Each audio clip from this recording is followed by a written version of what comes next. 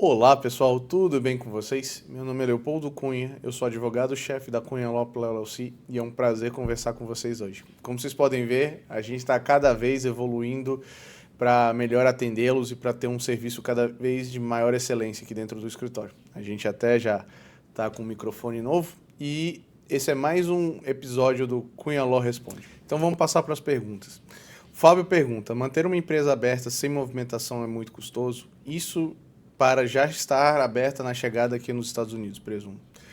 Bom, a abertura e gerenciamento das empresas também é um serviço prestado aqui pela Cunha Law. A gente acompanha vocês na formulação, no design, no tipo de empresa que vai ser adequada, qual que é o estado que mais se adequa aos seus interesses, às suas necessidades, porque cada estado aqui nos Estados Unidos tem uma legislação específica. Alguns têm umas exigências maiores, alguns têm umas exigências mais caras, outras garantem maiores proteções de dados ou coisas nesse sentido. Então, assim, é muito importante vocês procurarem um advogado especializado nisso para acompanhar tanto o tipo de empresa que vocês vão abrir, porque vocês podem abrir, por exemplo, uma Limited Partnership, vocês podem abrir uma Corp, vocês podem abrir uma LLC, uma PLLC, isso só para citar alguns exemplos. E vocês têm 50 estados e ainda os territórios americanos para escolher aonde que vocês vão abrir a sua companhia e como que vai ter essa relação de operação.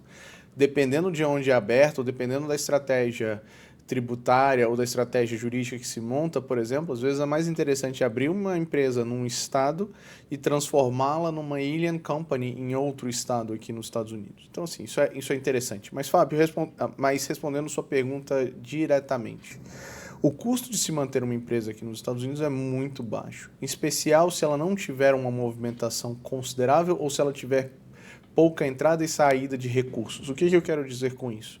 Quanto menor a operação da empresa, quanto menor for o desenvolvimento dessa atividade com poucas transações, menor vai ser esse custo, porque é mais fácil de fazer o controle contábil disso. Geralmente, a formação da empresa varia no máximo, além da formação, a manutenção vai variar por volta de 300 a 400 dólares por ano. Então, assim, alguns estados exigem alguns registros bianuais, alguns exigem um protocolo anual, mas raramente um custo de manutenção de uma empresa aberta aqui nos Estados Unidos passa de $1.000. Então, assim, entre em contato com a gente, vai ser um prazer conversar com vocês sobre essas estratégias, inclusive empresariais. Dá para tentar o EB1A e, se não der certo, ir para o EB2NW ou o custo é dobrado? Essa é uma pergunta que ela está começando a se tornar muito recorrente, em especial de pessoas que vêm de uma conversa, por exemplo, com um consultor imigratório ou com grupos de WhatsApp perguntando sobre estratégias imigratórias e, assim, eu sugiro muito cuidado.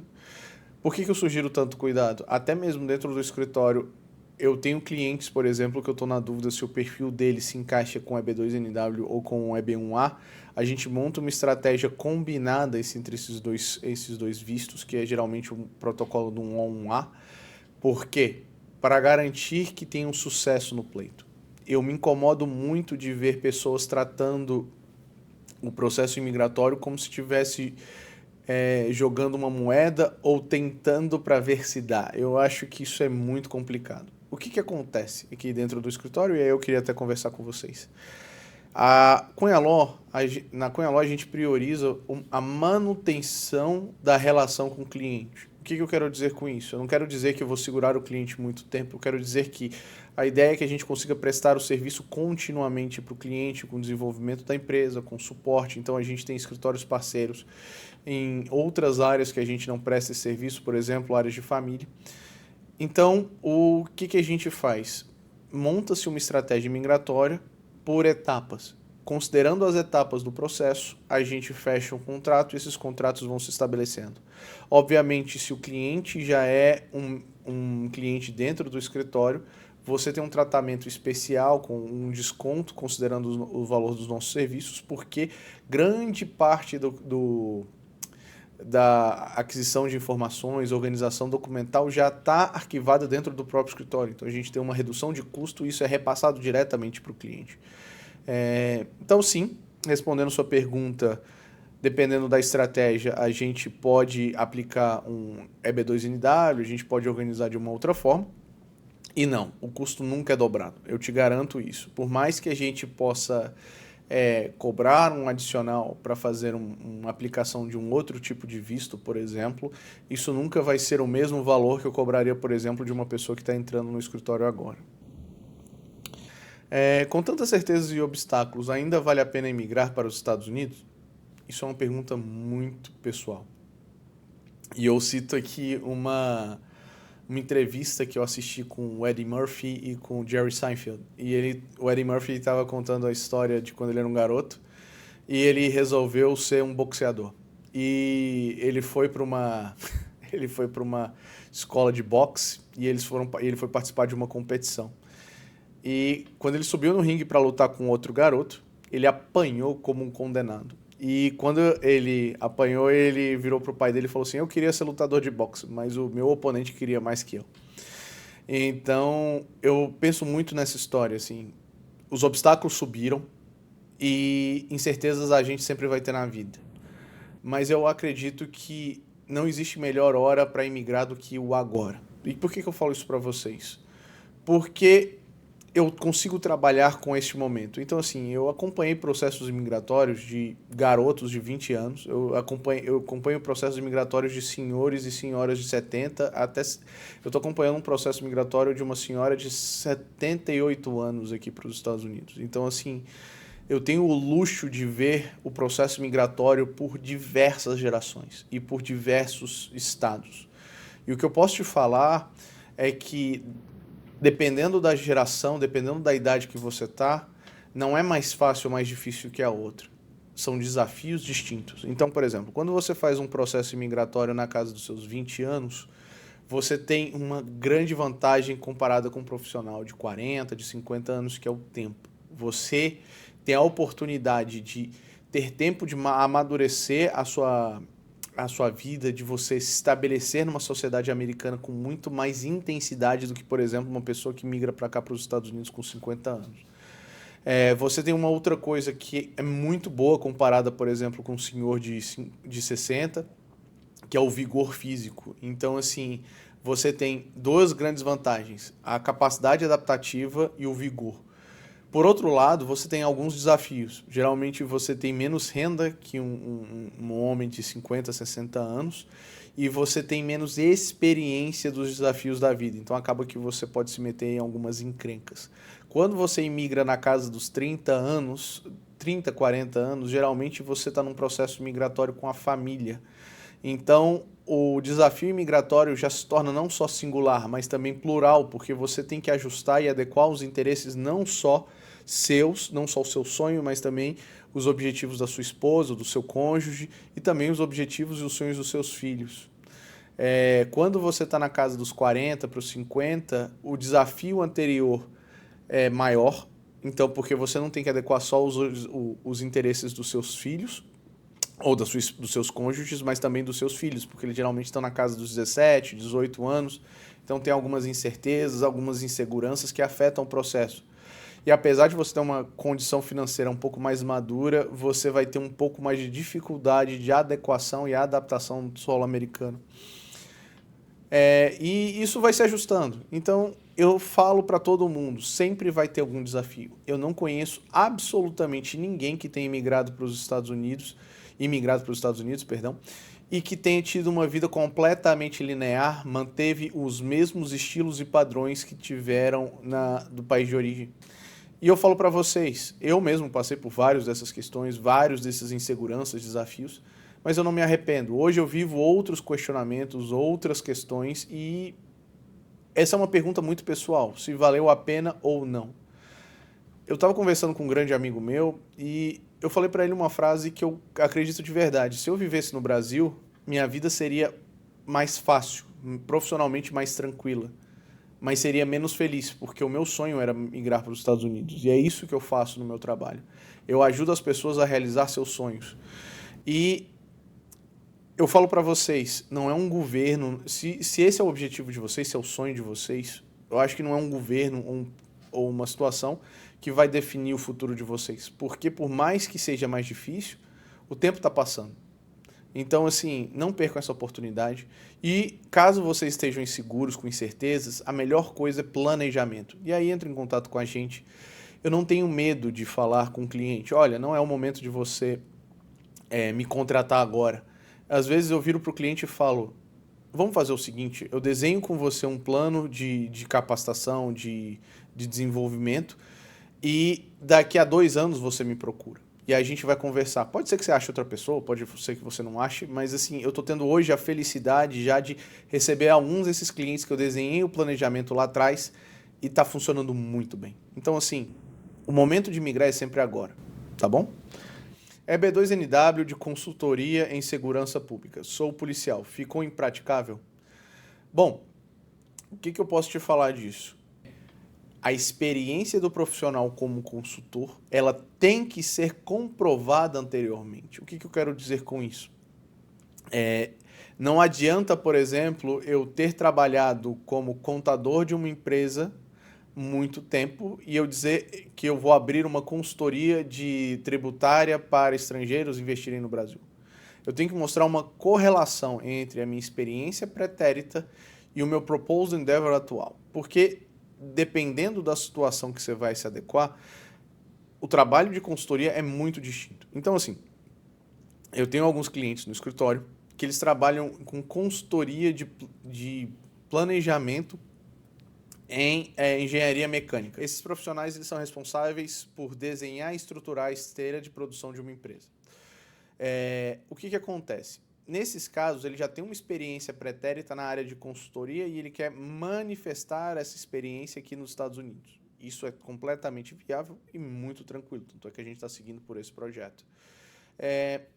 Consultoria na área de segurança pública como policial. O que eu posso te falar? Qual é a sua experiência, por exemplo, como instrutor policial? Por exemplo, se você foi um policial que trabalhou na polícia militar simplesmente numa função ostensiva, ou então, por exemplo, você foi da banda da polícia militar e aí você quer dar uma consultoria de segurança pública, aí eu vou ter problemas. Talvez se você for da banda da polícia militar, você pode aplicar para cá como músico, mas isso é uma outra estratégia. Eu preciso saber quanto que você capacitou outras pessoas, se você já foi convidado para alguma missão, por exemplo, de treinamento de uma polícia de outro lugar. Então, se você é um policial do Rio de Janeiro, que tem experiência com crime organizado e você foi dar uma consultoria de investigação, se você for um policial civil, por exemplo, para uma polícia do norte sobre essas questões de investigação de crime organizado, isso é uma excelente evidência que justifica e consegue comprovar a sua capacidade como investigador e como consultor. Por quê? O consultor de segurança pública aqui nos Estados Unidos, ele é um pouco diferente do Brasil. No Brasil, a gente tem ali basicamente três forças, assim, para ser mais exato, né? Uma federal e duas estaduais. E aqui eu peço desculpas aos meus amigos policiais, porque eu estou tirando as polícias especializadas. Polícia especializada seria policial legislativo, policial rodoviário federal, policial ferroviário federal, que tem inclusive na Constituição, mas tem uma discussão sobre isso, e polícias militares federais, que seria a Polícia do Exército, Polícia da Marinha e Polícia da Aeronáutica. Então essas estão fora da minha conta. E também todas as polícias judiciais e administrativas, tá? Eu estou falando aqui da Polícia Federal, da Polícia Civil e da Polícia Militar dos Estados. Aqui nos Estados Unidos a estrutura é um pouco diferente. Você tem o FBI, que é o Federal Bureau of Investigation, que seria o equivalente à nossa Polícia Federal, ali com suas divergências. Você tem as polícias estaduais, então tanto é que tem os Texas Rangers, que eles seriam essa polícia estadual do estado. Você tem a polícia do county, que seria o xerife, que aí é o chamado xerife. E você tem ainda algumas polícias localizadas. Então, você tem algumas pequenas cidades que elas têm uma polícia autônoma interna. Então, tem núcleos policiais muito pequenos aqui dentro dos Estados Unidos. E essas entidades menores, elas precisam de muito treinamento, porque elas não conseguem se organizar sozinhas. E aí é onde entram esses policiais que vão dar treinamento. Então, por exemplo, quando alguém fala que deu um treinamento para SWAT aqui nos Estados Unidos, As pessoas já pensam na SWAT de Los Angeles, que é um dos maiores esquadrões nesse sentido. Mas, por exemplo, vocês podem dar o treinamento para a SWAT do Dixie County, que é um county minúsculo com 40 mil pessoas no máximo. E eles têm também um esquadrão da SWAT nesse Dixie County. Então, assim, isso varia bastante, tá? Após aprovado o EB1A, em quanto tempo estão chamando para entrevista no Rio de Janeiro? Isso varia. Isso varia muito da necessidade e da intensidade. Geralmente está levando ali por volta de 3, 4 meses. Mas dependendo da necessidade, dependendo da urgência que for demonstrada, pode se adiantar inclusive esse processo. Lógico que depende muito do perfil do profissional e qual é o EB1A que ele aplicou. Exemplo. Imagina, por exemplo, que a gente aplicou um EB1A para um jogador de futebol que foi contratado pela MLS. E a liga vai começar os jogos em alguns meses, então 2 meses, alguma coisa nesse sentido. Eu consigo, por exemplo, entrar com um pedido e argumentar no consulado que há uma necessidade de acelerar esse processo. Existem alguns suportes, algumas estratégias que a gente pode entrar em contato. Mas isso varia de caso a caso e também varia do tempo que está levando o processo para ser analisado. L2 pode sair do país e voltar enquanto L1 está fora dos Estados Unidos a trabalho? Isso é uma pergunta que eu tenho recebido muito, principalmente com essa nova gestão Trump. Quais são os direitos e quais são as garantias do imigrante dependente do beneficiário principal? O que eu quero dizer com isso? Praticamente todos os vistos dos Estados Unidos têm a sua contraparte dependente. Exemplo, o J1, que é o beneficiário principal, tem o J2, que é o visto dependente. O O1A, o O1B, até mesmo o O2, eles têm os seus vistos dependentes, que seria o O3. Você tem o H1B, você tem o H4. O L1A, você tem o L2. Então, o visto principal, o beneficiário principal é o agente que é titular e que está relacionado com o processo migratório. O beneficiário dependente é o imigrante que tem alguma relação direta com esse beneficiário principal. Geralmente é um cônjuge ou filhos. Quais são os direitos e deveres desse beneficiário dependente? São decididos com base na legislação americana e com base no determinado visto. Então, por exemplo, o F2, ele não tem o direito de trabalhar. Ele tem uma limitação expressa. Ele pode permanecer em território americano até enquanto o F1 está válido, mas ele não pode, por exemplo, nem estudar e nem trabalhar. Tanto é que se o cônjuge de um F1 for aprovado na mesma universidade, por exemplo, ele vai ter que pleitear um visto F1 para continuar no território americano. O mesmo já não se aplica para o J. O J1 ele tem o seu visto e o J2 tem uma autonomia quase que completa. Então o J2, por exemplo, caso ele queira, ele pode ficar fazendo o curso com o J2 sem precisar de fazer uma mudança de status ou alguma coisa nesse sentido. Mas isso varia. No caso do L1 e do L2, a única coisa que você precisa é que o L1 esteja válido e esteja sendo cumprido. O que eu quero dizer com isso? O L1 pode, por exemplo, estar fora dos Estados Unidos em uma missão. O L1 ele foi desenhado para ser utilizado por profissionais que trabalham em multinacionais. Portanto, presume-se que o visto do profissional esteja fora do país constantemente, fazendo essas viagens de entrada e saída. Tanto é que nessas saídas utiliza-se esse espaço de tempo que ele permaneceu fora do território americano para estender ainda mais o visto dele.